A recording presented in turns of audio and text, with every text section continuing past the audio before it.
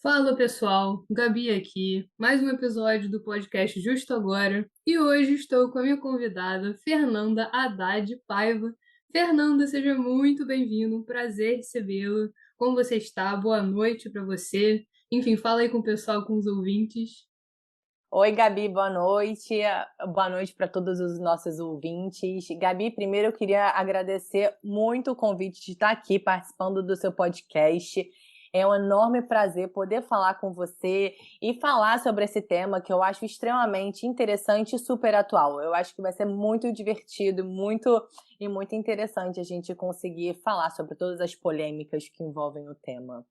Falou em polêmica, o pessoal já ficou, né, atento. É isso que a gente É, precisa, é o clickbait. é É isso. o E clickbait. como, e como tem polêmica E nesse como tem tema? polêmica, a gente já vai chegar no tema.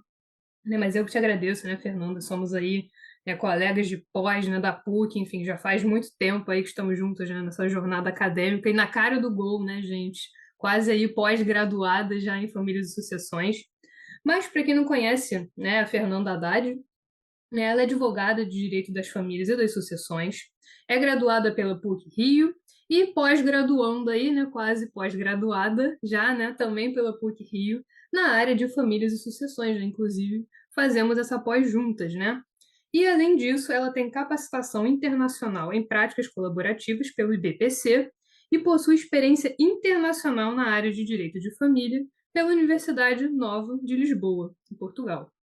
Então, Fernanda, né? Vou te chamar de Fê, né? Fernanda é É muito, né? isso. Fê e Gabi, Muito né? No melhor. formal, Muito formal, né? Não é o objetivo aqui, né? Uma conversa descontraída. com Vou deixar então certeza. você falar para o pessoal qual é o tema, né? Esse é um tema, ele já até passou por aqui, né? En passant, assim, né? Não foi objeto de um episódio. E quando a gente conversou, né? Quando você topou participar, eu falei assim na hora, poxa, eu acho que esse tema ele merece ser discutido, até pelas polêmicas, como você falou, pela complexidade, pela importância atual, né, no contexto do direito das famílias e das sucessões, né? Então, eu quero que seja um episódio, né? Vamos falar disso. E qual é o tema? Tchan, tchan, tchan, tchan, né? Vamos quebrar Tchan, aí tchan, tchan. o mistério. E aí, qual é o tema, né? Vamos falar do que hoje? O tema de hoje é multiparentalidade. Eu achei um tema muito relevante de trazer para cá. Inclusive, é o tema do meu TCC, né, da pós-graduação. E eu acho muito importante conversar sobre, porque é um tema muito atual. E justamente porque a gente está vendo, né, hoje em dia, um grande aumento assim do número de divórcios e de dissoluções de uniões estáveis. E isso acaba gerando o que a gente chama no direito das famílias recompostas, né? As famílias reconstituídas. E basicamente se caracteriza, né, pela presença da madrasta, do padrasto na vida da criança. E, como você mesmo disse, né, do mundo do direito está evoluindo, né? O direito da família está em grande evolução, ainda mais com a Constituição de 88. E começou-se a valorizar demais a afetividade nas relações familiares, né? Priorizando sempre o melhor interesse da criança, ou do adolescente, a dignidade da pessoa humana e o acolhimento da pluralidade de entidades familiares. A gente deixou de ficar preso, né, àquele sistema tradicional de família, o patriarcal, patrimonial, conservador, heterossexual, né? E até, né, Sim. por conta disso, teve essa mudança da nomenclatura, que antes era chamado de direito de família e agora é direito das famílias. Exatamente. Essa questão da mudança de nomenclatura, eu acho que até falei disso num outro episódio, é para abrir nossos olhos mesmo, né? Que família não é receita de bolo, né? E a Cada gente tem. família é uma, né, Cada Gabi? família é uma, né? A gente tem mosaicos aí, arranjos familiares, como você falou, né? Famílias recompostas. E aí é que entra a multiparentalidade. E a multiparentalidade assumindo uma relevância e mostrando que o direito de família, das famílias, eu acho que, em especial, né, não sei se é porque a gente trabalha com isso, vê isso no dia a dia, ou estuda, né, de uma forma mais aprofundada, mas é um direito muito dinâmico, né, que muda o tempo inteiro e a legislação realmente não acompanha. E eu tenho a sensação de que cada vez mais você vê um caso ali e de repente vai gerar um precedente, uma mudança de entendimento. E são os desafios que a gente tem, né, na nossa profissão. Então é um ramo do direito muito dinâmico, né? Acho que sempre me interessou também por causa disso. Eu não sei se você sente o mesmo em relação ao direito às famílias, né? Então, multiparentalidade é um assunto que talvez o ouvinte não conheça, né? É um assunto que a gente pode dizer, né, talvez relativamente novo aí, né? Então, claro, merece o seu episódio, né? Faremos esse episódio, faremos o melhor aqui, né? Separamos alguns pontos para conversar com vocês, né, sobre a multiparentalidade. Mas eu acho que a gente poderia começar, né, até pensando numa contextualização mesmo, né, como é que seria, o que seria esse conceito de multiparentalidade, né? O que é? A pessoa escuta assim, ah, tudo bem, você até mencionou as famílias recompostas, né? De repente vai ter ali um divórcio, uma separação, dissolução de uma união estável, você vai ter uma madrasta, um padrasto, aquela figura ali, né, da família. Mas o que seria isso, né? Para quem não sabe, né, pergunta, Fê, o que é a multiparentalidade? Né? Como é que você explicaria, assim, né, de uma forma para a pessoa entender mesmo, né? Assim, bem a grosso modo. Bom, exatamente. A grosso modo, eu definiria a multiparentalidade, né, como a existência de dois pais ou de duas mães reconhecidos pelo direito, um biológico e o outro afetivo. Eu definiria como uma possibilidade de coexistência dessas espécies de filiação. Entendeu? Tanto da biológica, né, filiação biológica, contra a filiação socioafetiva. E, Gabi, eu acho que a gente podia falar um pouquinho o que seria nessa socioafetividade. Não Sim, sei se claro. está muito claro também, né? E assim, eu acho legal assim, a gente caracterizar de uma forma mais simples, que seria esse reconhecimento da posse do estado de filho. Assim, reconhecer o comportamento social típico de pais e filhos. O filho, a criança, né, no caso, ela tá com esse sobrenome já registrado.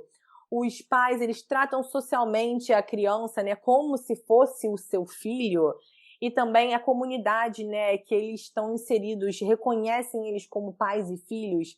Assim, eu não digo nem que todos esses requisitos precisam realmente estar presentes, né, estarem presentes para ser caracterizada essa socioafetividade. Mas eu acho que é o que a gente chama de fama no direito, né, que é a comunidade reconhecer o pai como pai realmente socioafetivo e a criança, né, como filho socioafetivo. Eu acho que isso é uma coisa muito importante, é um aspecto extremamente importante, sabe? Isso a gente até vai chegar, né, mais adiante, mas até a união estável mesmo, ela também carrega esses critérios, né, a situação ali de fato, né, então, será que um vizinho, um amigo e tudo, vê aquela criança ali naquele contexto e diz, ah, não, tudo bem, a madrasta, o padrasto está presente ali, na vida daquela pessoa e a grosso modo, mesmo a impressão que aquilo causa para terceiros, a fama mesmo, né, ah, então aquela ali, é a família do fulano de tal, né? As Então, pessoas o reconhecerem, tratamento né? reconhecer, bater o olho, ah, não, não, esse aqui é o filho, né, de fulano, né? E a gente tem até vários nomes assim do cotidiano, né? Filho de criação, né? Às vezes a gente ouve por É aí, verdade. né? Então, filho de consideração, né, que seriam nomes aí coloquiais para de repente falar justamente desse estado de filiação, né? E aí a socioafetividade, claro, entra com muita força, até muito ligada a essa questão do afeto que você colocou, né, lá atrás, porque o afeto é muito importante, né? Então, o que aquelas pessoas consideram, como que aquela família se construiu, ou se reconstruiu, ou está se configurando, né, atualmente. Então, é um ponto central para a Exatamente. gente considerar. E o Supremo Tribunal Federal, ele explorou essa questão, né? Assim, de uma Exato. forma muito aprofundada, né? No tema 622. E eu achei interessante que você falou o seguinte, né? Que seria a coexistência. Eu acho que aqui a palavra-chave é coexistência, né? Entre a maternidade e paternidade biológicas, né? Com a socioafetividade, né? Ou a É, paternidade ou maternidade do ponto de vista, né, socioafetivo. Então, essa coexistência. Você gostaria de explicar, né, um pouco, né? Eu acho que esse tema é legal a gente destrinchar um pouco mais, né? O que eles definiram aqui, né? E como isso é relevante para pensar globalmente, né, sobre multiparentalidade. exato. O Gabi, então, nessa tese que você mencionou, o STF ele definiu que assim, ele afirmou que essa paternidade socioafetiva, seja ela declarada ou não, né, em registro público, não vai impedir o reconhecimento do vínculo de filiação biológica concomitantemente. E o que isso significa, né? Que os vínculos biológicos e socioafetivos eles podem conviver pacificamente. Não vai ter uma hierarquia entre essas filiações. Então, isso é muito importante para depois a gente começar a analisar as consequências que a multiparentalidade traz para a nossa sociedade. E é muito importante também a gente perceber que mesmo esse tema, né, esse fenômeno tendo sido pacificado pelo STF, a gente carece ainda na nossa sociedade de uma lei. A gente não tem uma lei que trate do tema, que regule esse tema. O que a gente tem hoje em dia para se basear é a doutrina e a jurisprudência, além do provimento 63 e 83 do CNJ. Então, a gente começa a se basear nesses aspectos, mas várias outras questões não são abarcadas. Então, acaba que fica um cenário meio nebuloso, sabe? É difícil a gente trabalhar, né, alguns aspectos quando não existe essa definição, né? Eu já trouxe alguns casos concretos aqui, né? Já debati jurisprudência em que foi, né, abordada a questão da multiparentalidade e, né, inclusive do tema 622 do STF. Mas eu concordo com você que talvez ainda seja uma coisa pouco usual até de entrar na cabeça da pessoa, né? Porque não tem falta e talvez essa regulamentação, né? Então isso Uhum. causa uma certa insegurança, até porque eu acho que muita gente não entende, né? Desconhece um pouco o que que é isso. E essa questão que você pontuou, que eu acho fundamental, que é a hierarquia, né? Você não dizer, olha, isso é uma ideia mesmo de coexistência, de que você não pode falar da superioridade, mas é porque é biológico, né? A maternidade biológica, ou paternidade, né? O que quer que seja, não há uma superioridade ali, né? E a criança está sempre. A gente sempre pensa na criança e nas consequências jurídicas, né? A gente vai entrar daqui a pouquinho nas consequências jurídicas, né? Uhum. Concretas da multiparentalidade, do reconhecimento da multiparentalidade, mas pensar sempre na criança, né? E jamais numa hierarquia, né? Então, no melhor interesse da criança, como é que aquela família se configurou e buscar sempre, né, gente, uma convivência harmônica. Aí, claro que é mais fácil a gente falar aqui do que ver a prática, né? Todas as questões, os problemas, o direito de família é muito delicado por natureza, né? Por causa disso, ainda mais quando a gente está diante de um cenário, como você disse, de soluções ali, né, de famílias e de novas famílias surgindo. Então, não é sempre que todo mundo se dá bem e que esse reconhecimento pode acontecer de uma forma que seja, né, boa para a criança e tranquila ali para todos os envolvidos, né, de uma forma pacífica. Eu acho que é uma grande luta, né, do direito atualmente, especificamente, assim, com base na minha experiência, acredito que a Fê vai concordar comigo também, dessa questão de buscar soluções, né, que realmente sejam capazes de satisfazer ali o interesse de todos os envolvidos de uma forma mais pacífica, né, evitando conflito, briga, né, e, enfim, pensando sempre na criança, né, no interesse da criança em primeiro lugar, né, eu acho que é mais fácil a gente explicar aqui quando vai ver, né, pega um caso concreto ali, né, não é bem assim, mas é a vida, né, gente? E Gabi, que tal a gente já começar a entrar nos efeitos e nas consequências, hein, da multiparentalidade? O que você acha? Claro, a gente vai entrar nas consequências, né? Até perguntar para você, pelo seguinte, né? O que a gente está falando aqui, né? Uma coisa eu acho que é interessante a gente já botar aqui no primeiro momento. Uma coisa o pai e a mãe se separam, por exemplo, se divorciam, né? E tem a namorada do pai ou o namorado da mãe, passa a conviver com a criança, né? E aí você pergunta de repente, mas quando é que eu posso dizer que aquele ali é o pai socioafetivo, a mãe socioafetiva, né? Como é que acontece esse reconhecimento, né? E uma vez que ele acontece, quais são as consequências jurídicas disso, né? Porque pela filiação, pelo parentesco, pela estrutura do direito de família, né, das famílias, a gente tem diversas situações que vão surgir, né? Então você tem desde a obrigação alimentar, por exemplo, a efeitos Uhum. sucessórios, né? Então o que eu acho que a gente tem que pensar aqui, né? Quando é que essa situação de fato, né, a namorada do pai, né, como é que a gente vai transformar isso em direito, é uma situação de direito? A gente vai, né, fazer, por exemplo, um registro, né, alterar o nome aí da criança, por exemplo, né, e quais são as consequências disso, né? Eu acho que são várias aqui, que a gente selecionou algumas, né? Mas eu queria É. até te ouvir em relação a isso, porque é um ponto mais crucial que a gente está chegando aqui, né? Não, exatamente. E eu acho muito importante também a gente lembrar que, assim, o padrasto, ele não tem direitos e deveres na vida da criança e vice-versa. Então, quando começa a ser caracterizada essa paternidade ou a maternidade socioafetiva, começam a ser gerados, né, direitos e deveres que talvez as pessoas não estejam cientes. Então, É, por exemplo, começando a dar o exemplo aqui dos alimentos, né? Grande parte da doutrina entende pela possibilidade desse filho socioafetivo pedir os alimentos a qualquer um dos ascendentes, sejam eles biológicos ou socioafetivo. E justamente pelo princípio da igualdade entre os filhos e da solidariedade familiar. Mas eu acho que a gente tem que lembrar que é uma via de mão dupla. Então, a partir do momento que o filho ele pode pedir alimentos para o pai socioafetivo, o pai socioafetivo na velhice também vai poder pedir alimentos para ele, entendeu? sim, Então, seria a mesma coisa, por exemplo, na minha opinião, nos casos sucessórios, nos direitos sucessórios, por exemplo.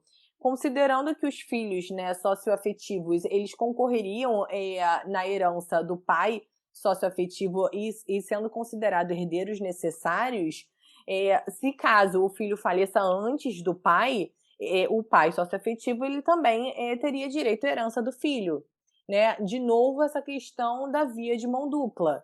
E acho que muita gente não tem noção, né, desses direitos e desses deveres.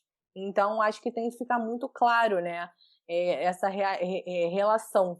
eu acho que eu queria até fazer uma comparação, tava até quando eu estava organizando, né, os pontos que a gente queria trazer aqui para vocês, né, com a Fê, eu falei, olha, eu vou comparar a união estável, né, porque a união estável, assim como a gente deu exemplo, né, como ela falou da fama, né, de você tratar ali aquela criança, né, como se seu filho fosse, né, a união estável, ela é uma situação de fato, né, uma situação de fato, ela começa ali, e também, assim, tem critérios como a fama, né, e, enfim, outros como a constância ali daquela união estável e a vontade de construir uma família, por exemplo, são alguns critérios que a gente observa para caracterizar uma união estável. E a união estável, ela se materializa ali de fato, né, e ela já vai gerar efeitos jurídicos, né, então a gente tem efeitos, por exemplo, do ponto de vista patrimonial, então no regime de bens, e inclusive efeitos sucessórios, né, essa é uma questão já mais polêmica, bastante debatida, né, mas eu pessoalmente acredito que existam efeitos sucessórios. Então aquela Também, situação ali Gabi. de fato, então concordamos. Então aquela situação ali de fato, né, união estável, é uma situação de fato, mas que a partir do momento em que ela se materializa, né, ainda que seja uma situação de fato, ela já vai gerar efeitos jurídicos, né? E aqui não, aqui é diferente. Porque uma coisa é você ter um padrasto, uma madrasta, como a Fê colocou, não existe ali uma relação ainda estabelecida. Uma vez que você ainda não estabeleceu a multiparentalidade, ou seja, você não registrou, por exemplo, aquela criança, você não vai desenvolver esses reflexos jurídicos. Então, você não vai poder pedir alimentos ou receber alimentos, como ela falou, né, no caso aí da pessoa já na velhice, e você não vai participar da sucessão daquela pessoa. Então, a situação, né, o que a gente está querendo trazer para vocês é o seguinte: as consequências jurídicas que a gente está trazendo aqui, elas só vão se materializar a partir do momento em que há uma formalização disso, né? Eu acho que é interessante a gente distinguir. Não, e até falando, né, de registro, falar dessa possibilidade do registro, né, ser tanto pela via judicial quanto pela via extrajudicial. Até de acordo com o provimento 83 do CNJ, pela via extrajudicial, o reconhecimento voluntário da paternidade ou da maternidade socioafetiva é possível, mas ele se limitou à inclusão de só um ascendente. Então, se você quiser incluir mais de um ascendente, aí é pela via judicial. E além disso, no reconhecimento extrajudicial também, esse provimento 83 do CNJ, ele falou sobre a possibilidade desse reconhecimento só das pessoas acima de 12 anos. Então, a gente vê, né, dessa possibilidade extrajudicial, mais com algumas restrições. Eu acho que tem uma diferença, né, também importante. Talvez o pessoal que, né, os ouvintes nem saibam que você pode decidir certas questões, né, extrajudicialmente, né, ou seja, é você não recorrer ali, né, de imediato, o judiciário, e é claro que tem os limites, e a gente tem, né, não só a legislação, né, acho que a gente pensa automaticamente, direito de família, vou para o Código Civil, né, e Uhum. não necessariamente, a gente tem provimentos, a gente tem outros subsídios, né, também, orientações que nós temos que seguir. Então, como a Fê colocou, é possível que isso aconteça judicialmente, tanto judicialmente quanto extrajudicialmente. Mas eu queria fazer uma pergunta aqui para você, né? Não tá nem nas nossas anotações aqui do episódio. Mas eu pensando, né? Eu acho assim, até mais para frente na vida moderna, cotidiana, né, quais os impactos assim que você acha que um maior reconhecimento do instituto mesmo de parentalidade podem ter, né? Porque a gente falou do melhor interesse da criança, né, dos novos arranjos familiares, mas você acha que até do ponto de vista mesmo do direito, das inovações, né, do direito das famílias, né, você acha um avanço positivo, né? A gente está conversando sobre isso, né? E no futuro mesmo, pensando até na tutela da entidade familiar, né? Você acha, o que você pensa assim, quando, né, a gente pensa em multiparentalidade? Eu acho, sinceramente, que o direito ele precisa regular a realidade. Ou seja, se a multiparentalidade é uma realidade na sociedade brasileira, o direito precisa regular, porque senão acaba gerando um caos, na minha opinião. Porque o direito de família já é complexo por si só. Se não tem uma regulamentação para uma realidade concreta, imagina as consequências negativas que isso vai ser causado, as injustiças, sabe?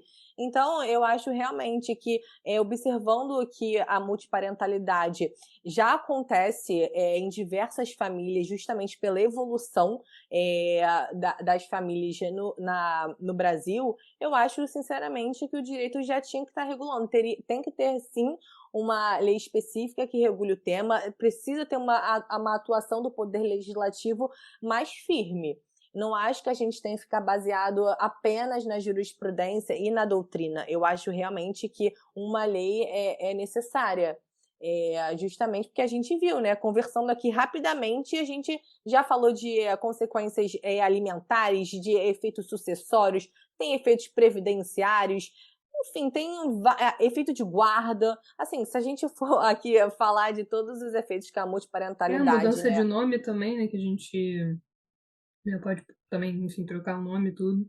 Tudo. São muitas consequências, né? São muitas consequências e elas não sendo reguladas acaba que gera polêmicas e controvérsias que na minha opinião não é positivo, sabe, para nenhuma família. Eu concordo com você, né? A gente viu alguns temas, né? Inclusive na pós, por exemplo, famílias paralelas ou simultâneas, né? Algumas questões que não estão aí bem definidas, bem regulamentadas e que são a realidade, né? Eu E na acho minha que opinião, precisa ser regulamentado. Eu precisa ser realmente sou a regulamentado. favor, Precisa sabe? ser regulamentado, né? E E também, Gabi, não vai deixar de existir, né? Não é porque não está exatamente. regulamentado que não vai existir. A multiparentalidade é uma realidade, ela vai continuar existindo. Tudo bem que é diferente das famílias paralelas simultâneas, porque essas realmente não são nem reconhecidas no nosso direito. A multiparentalidade, sim, ela é pacificada pelo STF, a gente só não tem uma lei, mas ela é possível sim, a jurisprudência já aceita, a doutrina também. Mas infelizmente nosso caminho aí para aceitação das famílias paralelas e simultâneas ainda acho que vai ser um pouco longo. Aí é outro episódio, né? Eu acho É que outra, acho são que é um muitas episódio coisas. interessante também da gente conversar. Merece um episódio próprio. Eu acho isso também, inclusive, até né, pensando aqui na graduação, né? Não sei se todo aluno, né, estudante que começa a fazer direito entra com essa perspectiva, né? Mas eu achava que, tudo bem, a gente tem a lei, a gente aplica a lei, né? Só que não. Só que não. Só que não, né? E eu acho que o mais interessante, especificamente aqui a gente falando, né, de direito de família, é justamente isso, né? Ver essas situações, né, como é o caso da multiparentalidade, esse fenômeno aí da multiparentalidade, e que faz parte da vida, agora, né, atual, cotidiano. E a gente fica aí tentando quebrar a cabeça para saber, né, como trabalhar com isso. E o cliente, né, às vezes aparece com uma demanda, ou então alguém tem alguma dúvida sobre isso, né, e como é que acontece esse reconhecimento, e como é que eu peço alimentos, e tudo, então são questões que chegam pra gente e temos que saber lidar, né, com elas. Isso é o maior desafio, talvez, da nossa profissão. Com certeza, eu concordo com você. E é por isso, né, que a gente precisa dessa atuação legislativa para essas polêmicas todas serem apaziguadas.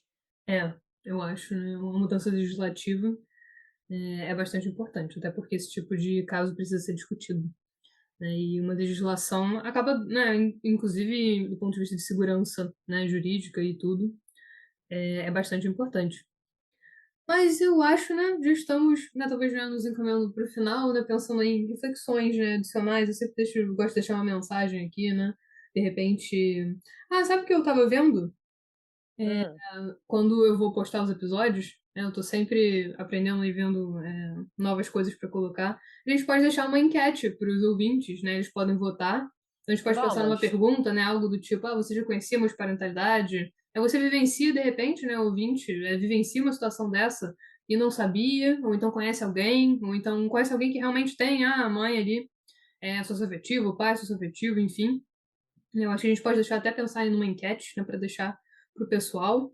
Mas eu queria também, né, já reiterar mais uma vez, né, os agradecimentos, né, por você ter topado, né? Esse tema é muito interessante e é bastante difícil falar sobre isso, né? Eu acho, porque, como você falou, é bastante nebuloso. E é claro, eu vou deixar aqui as recomendações, né? A Fernanda, ela faz postagens, né? Tô chamando de Fernanda por causa do seu perfil.